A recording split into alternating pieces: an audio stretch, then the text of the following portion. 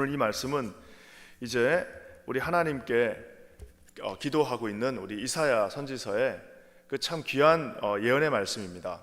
우리가 아는 것처럼 하나님 앞에 기도할 때 많은 사람들이 하나님께서 그 기도에 응답해 주시지 않는다라고 말하시는 분들이 있습니다. 근데 여러분, 우리가 기도를 안 하는 사람은 없습니다. 모두 다 처음에는 기도 시작합니다. 어려움이 닥칠 때, 특히 좀 고난이 올 때 모든 사람들이 다 기도를 시작합니다. 그리고 심지어 어느 정도 시간이 지나도 다 참고 기다리면서 하나님 기도에 응답해 달라고 기다립니다. 근데 이제 그 시간이 길어질 때가 있습니다. 5년이 지나고 10년이 지나고 15년이 지나고 20년이 지나도 하나님께서 매일 기도하는 그거에 응답해 주시지 않을 때가 있습니다. 그 시간이 길어질 때 사람들 낙심하고 이제 어느 정도 시간이 지나면 그 기도를 포기하는 경우들을 보게 됩니다. 특별히 우리가 누군가의 전도를 위해서 기도할 때, 믿지 않는 누군가의 이제 대상을 놓고 사랑하는 남편 아니면 자녀들을 놓고 기도할 때 아무리 기도해도 하나님이 응답해 주시지 않는 것 같아서 결국에는 그 기도를 포기하게 되는 경우가 있습니다. 사랑하는 성도 여러분, 우리 하나님 앞에서 기도가 응답되지 않는 것은 없습니다. 기도가 하나님 앞에서 아무런 어떤 소득이 없는 경우가 없습니다. 여러분, 기도는 반드시 응답되는데요, 하나님 앞에서 땅에 떨어지는 기도는 결코 있지가 않습니다. 그것이 기도를 해도 기도가 응답되지 않는 것이 아니라 아직 오늘 이 성경에 나와 있는 그날이 되지 않았기 때문입니다. 하나님이 가장 좋은 방법으로 가장 좋은 시간에 하나님의 뜻대로 그 기도를 응답해 주신다는 사실입니다. 하지만 중요한 것은 그 날이 아직 되지 않았기 때문입니다.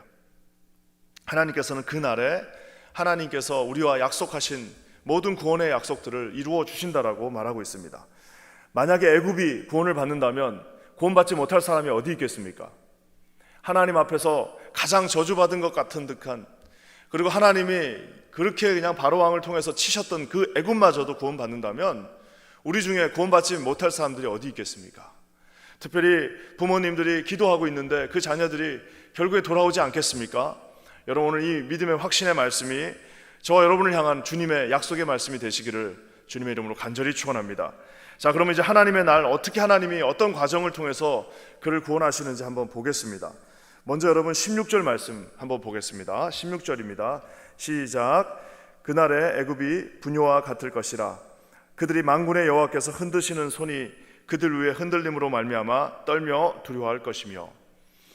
하나님께서 하나님이 사랑하는 백성을 흔든다라고 말하고 있습니다. 표현이 참 특별하죠. 하나 여호와께서 흔드시는 손이 그들 위해서 흔들린다라고, 흔들림으로 말미암아라고 이렇게 얘기하고 있습니다. 아무리 대단한 인생도 하나님이 한번 툭 치시거나 흔들면은 그 인생이 정말 걷잡을 수 없이 나락에 빠지는 경우도 있고, 걷잡을 수 없이 고난 가운데 들어가는 경우도 있고, 그렇게 잘 나가던 사람도 하나님이 마치 이렇게 한번 툭 건드리시면, 하나님이 건드리시는 것을 누가 막을 수 있겠습니까? 한번 건드리면 그 흔들림 속에서 정신을 차리지 못하는 경우가 있습니다.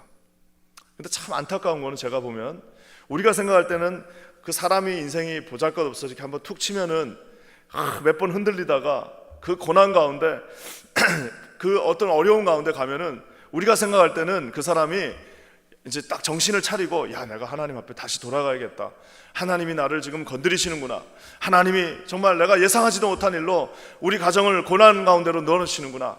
하나님이 지금 뭔가 나에게 하시구나 하는 말씀이 있구나. 하나님이 나를 치셨구나라고 그렇게 깨닫는 것까지는 좋은데, 그렇게 깨닫는다고 해서 사람이 바뀌지가 않습니다. 참 이상하죠.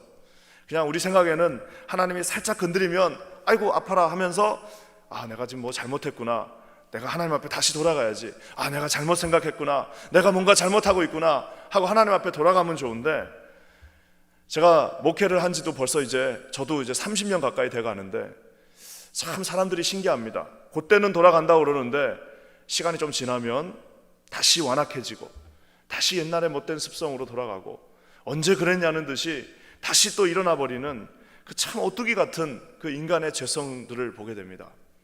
제가 아는 어떤 분도 젊은 나이에 정말 어려움이 닥쳐가지고 제가 신방을 갔을 때 그거 참 뭐라 그럴까요? 하나님이 한 번만 더 기회를 주시면 정말 내 인생을 이제 하나님을 위해서 살겠다라고 한 번만 더 인생의 기회를 주시면, 제가 그 말이 참 기억에 남습니다. 한 번만 더 기회를 주시면 내 하나님을 위해서 살겠다라고 그러는데, 참 그래서 정말 한 번만 기회를 더 주셨어요, 하나님이. 그래서 정말 일어났습니다. 웬걸요, 다시 또 골프 치러 다니시고, 또 다시 자기가 좋아하는 일 하러 다니시고, 또 언제 자기가 그렇게 기도한 그냥 아무 일도 없었던 것처럼 다시 돌아가 버리는 인간의 모습을 보게 됩니다. 사랑하는 성도 여러분, 아마 그렇게 쳐도 하나님께서 그렇게 고난을 주셔도 다른 주변의 모든 사람들이 다 깨닫는데 본인만 못 깨달은 대표적인 사람 한 명이 누굴까요? 바로 아마 애굽의 바로였을 것입니다. 참 저는 이 출애굽기를 읽으면서 이 바로의 이야기를 읽다 보면 참 한편으로는 정말 미련하다는 생각도 들면서도 또 한편으로는 인간 그 초인과 같은 인간의 의지력을 또 보기도 합니다. 아마 제가 인본주의에 입각한 철학자였다면 이 바로 왕을 무슨 그 니체가 짜라투라스트는 이렇게 외쳤다를 쓴 것처럼 바로 왕은 이렇게 외쳤다라고 한번 쓸 정도로, 어떻게 하나님을 대항해서 10번이나 그렇게 큰 재앙을 맞고도 끝까지 포기하지 않고 마치 터미네이터가 자기 온몸이 부서지면서도 끝까지 그 목표물을 향해서, 그 죄악을 향해서 달려가는 것처럼 절대 포기하지 않는 인간의 그 더러운 죄악의 그 근본을 보게 됩니다. 한 5번 정도 맞으면 돌아올 법도 하고요. 하나님이 그렇게 치셨으면은 온 가족이 다 그렇게 정말 고난을 당했으면 내가 하나님 앞에 뭔가 크게 잘못했구나, 우리 온 애굽 백성이 이렇게 고난을 받는 걸 보면 정말 하나님 앞에 내가 저 사람이 말하는 저 하나님이 맞나 보다라고 돌아올 법도 한데, 여러분 절대로 바뀌지 않습니다. 그 아집과 고집은 꺾이지 않습니다. 결국 자기 힘으로 할 수 없습니다. 결국 자기 힘으로 돌아올 수 없습니다. 결국 자기가 자기 자신을 구원할 수 없습니다. 아무리 맞아도 정신을 차리지 못합니다. 결국 어떻게 하신다고 그럽니까? 여러분 어떻게 애굽을 구원하시죠? 20절 말씀 한번 보겠습니다. 정말 예언과도 같은 말씀입니다. 20절 말씀 다 같이 읽겠습니다. 시작. 이것이 애굽 땅에서 만군의 여호와를 위하여 징조와 증거가 되리니 이는 그들이 그 압박하는 자들로 말미암아 여호와께 부르짖겠고 여호와께서는 그들에게 한 구원자이자 보호자를 보내사 그들을 건지실 것입니다. 한 구원자와 보호자를 보내주신다라고 말하고 있습니다. 말 그대로 메시아인 것입니다. 우리가 잘 아는 것처럼 우리에게 구원이 우리가 무슨 구원을 이룬 것이 아니라, 구원은 우리가 얻은 것이 아니라 받은 것이라는 사실을 여러분 기억하셔야 됩니다. 우리가 구원을 뭔가를 열심히 해가지고 그 대가로 구원을 얻은 것이, 획득한 것이 아니라, 구원은 전적으로 우리 예수 그리스도 그 보혈로 주어졌다라는 사실, 내가 받았다라는, 아무런 대가 없이 그것을 받았다는 사실을 여러분 기억하셔야 됩니다. 메시아를 내가 찾아서 그곳으로 간 것이 아니라 오늘 이 말씀처럼 한 구원자, 보호자를 보내주셨다라고 말하고 있습니다. 우물가의 여인이 예수님을 만나려고 예루살렘으로 간 것이 아니라 그 비참한 우물가에서 하나님 앞에 아무런 소망도 없이 있었을 때에 예수 그리스도께서 찾아오신 것처럼, 여러분 오늘 메시아가 내가 찾아가서 그를 만난 것이 아니라 그분이 저와 여러분을 찾아오셔서 만나 주셨다라고 말하고 있습니다. 그렇기 때문에 저와 여러분의 구원은, 우리는 의로운 사람이 아니라, 저와 여러분이 무슨 의로운 사람입니까? 의로워진 사람입니다. 내가 하나님 앞에서 떳떳한 하나님 나의 아버지시다라고 고백할 수 있는 이유는 내가 의롭기 때문이 아니라 의로워졌기 때문입니다. 의로운 사람이라 칭함을 받았기 때문입니다. 저와 여러분을 예수 그리스도의 그 엄청난 보혈로 말미암아 우리를 리딤해 주셨기 때문에 저와 여러분이 오늘 이 시간에 이 자리에 있을 수 있다는 사실을 사랑하는 성도 여러분 반드시 기억하시기를 우리 주님의 이름으로 간절히 축원합니다. 그날에 그 구원자, 그 보호자, 참 마치 무슨 우리 성령님 뜻하는 것처럼 그날에 우리 예수님을 보내주신다라고 말하고 있습니다. 사랑하는 성도 여러분, 아까 제가 초두에 애굽을 하나님이 10번이나 치셨다라고 얘기하고 있습니다. 여러분 그 치시고 난 다음에 어떻게 하실까? 22절 말씀 우리 한번 보겠습니다. 22절입니다. 시작. 여호와께서 애굽을 치실지라도 치시고는 고치실 것이므로 그들이 여호와께로 돌아올 것이라. 여호와께서 그들의 간구함을 들으시고 그들을 고쳐 주시리라. 여러분 우리가 한번 깊이 출애굽기를 묵상했으면 좋겠습니다. 언젠가는 제가 출애굽기 강의를 할 시간이 있겠지만 10번의 재앙을 받았습니다. 그래서 우리가 생각할 때 애굽은 저주받은 백성들입니다. 우리가 볼 때 애굽은 진짜 애굽 하나님이 이스라엘 택한 백성 살리려고 애굽을 완전히 박살을 내시는구나라고 우리는 다 생각하고 있습니다. 근데 여러분, 만약에 애굽 입장에서 우리가 성경을 한번 본다면은, 애굽 입장에서 우리가 본다면 주님은 10번을 기다려 주신 겁니다. 그렇잖아요? 한두 번도 아니고 그 놀라운 기적을 10번이나 베푸면서 이제 그 마음 가운데 그들을 기다려 주셨다라고 얘기할 수 있습니다.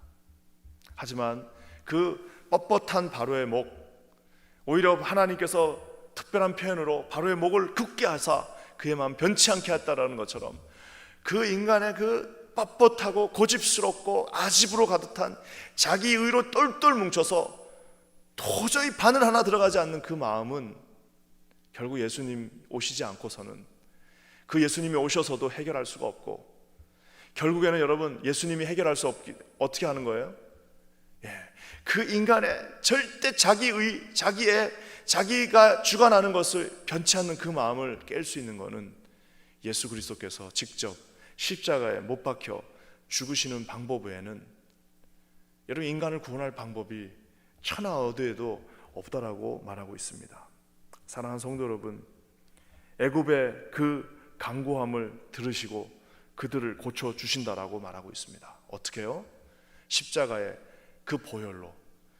우리가 잘 아는 것처럼 출애굽할 때 어린 양의 보혈을 거기다 칠했습니다. 어린 양의 그 귀한 피를 그 문설주에 칠했을 때 내가 너를 넘어가겠다라고 말씀하신 주님께서 애굽 사람들 또한 구원하시기 위하여 십자가에 영원한 문설주에 그 피가 되셔서 영원한 패스오버, 영원한 유월절의 어린 양이 되셔서 전혀 돌아올 것 같지 않는 그들마저도 우리 주님이 부르시고 고쳐 주신다라고 말씀하고 있습니다.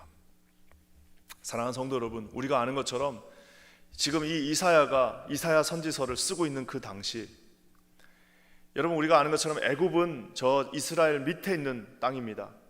이스라엘 그 남서쪽에 있는 그 땅은 그 당시 최고의 학문과 최고의 경제적인 호황과, 그리고 우리가 아는 것처럼 많은 우상들이 있었던 그 예술이 발달된 곳이었습니다. 그리고 우리가 아는 것처럼 저쪽 위쪽 북동쪽에 있었던 아수르는 가장 무섭고 포악하고 잔인한 제국이었습니다.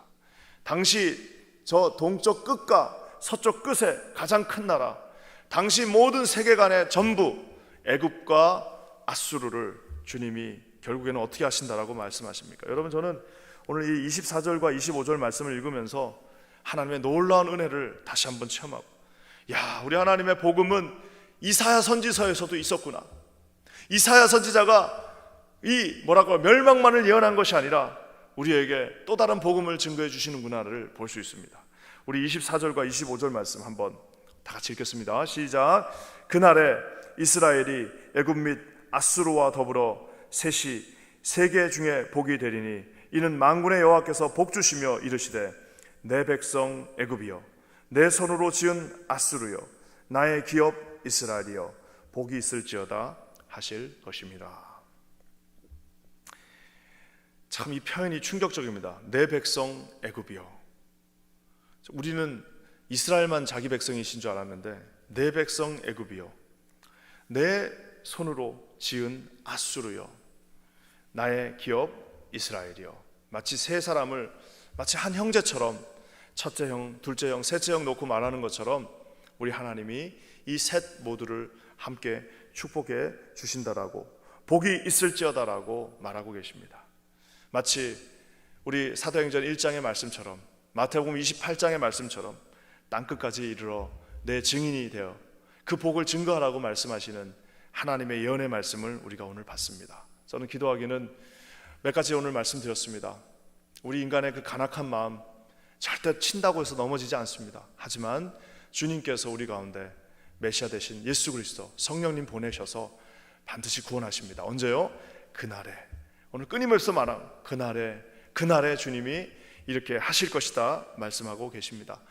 저는 저와 여러분 모두가 절대 사람 구원을 할 때 포기하지 않는 저와 여러분 되시기를 주님의 이름으로 간절히 축원합니다. 절대 구원하지 못할 사람은 없습니다. 하나님께서 그날에 반드시 그분의 방법으로 구원하십니다. 저와 여러분 해야 될 일은 뭐예요? 그저 꾸준히 기도하면서, 그래도 기도만 하지 마시고 그래도 딱 시간 정해놓고 3주면 3주, 한 달이면 한 달에 한 번씩 이렇게 연락도 하고 우리 예수님께 다시 돌아오라라고 여러분 입술을 벌려서 고백하셔야 나중에 돌아오면 좀 창피하지 않잖아요. 10년 동안 한 번도 기도 안 하다가 갑자기 그 사람이 하나님 앞에 다시 돌아오게 되면 나중에 뭐라고 하겠습니까? 당신은 어떻게 나한테 한 번도 전도 안 하냐고 말하지 않겠습니까? 하나님 앞에서 내가 끊임없이 너를 위해서 기도했노라, 내가 그래도 한 달에 한 번씩 너한테 전도하지 않았냐? 여러분 그 말씀을 하실 수 있는 저와 여러분 되시기를 주의 이름으로 간절히 축원합니다. 하나님은 이스라엘만 하나님의 아니라 애굽의 하나님, 아수르의 하나님이십니다. 반드시 세계 열방을 구원하실 것입니다. 저와 여러분이 그 중심에서 쓰임받은 저와 여러분 되시기를 우리 주님의 이름으로 간절히 축원합니다. 오늘 이 말씀 딱 마치시고 나면 오늘 새벽 예배 들으시는 분들은 기도 딱 하시고 나서 하나님께서 생각나시는 그 한 사람한테 바로 카톡 보내시기 바랍니다. 하나님이 당신을 사랑하신다, 당신 하나님께로 돌아오시라, 어머니 기도 못 잊어서 돌아온다는 것처럼 그 모든 사람들이 오늘 돌아오게 될 것입니다. 우리 함께 기도하겠습니다. 하나님 감사합니다. 오늘 말씀처럼 우리가 하나님을 신뢰합니다. 주님, 애굽도 아수르로 우리에게 아버지 하나님 내 자녀라고 말씀하신 주님, 우리가 그들의 구원을 보게 될 것을 확신합니다. 하나님 우리에게 그러한 믿음을 허락하여 주시옵소서. 예수님의 이름으로 간절히 기도합니다. 아멘.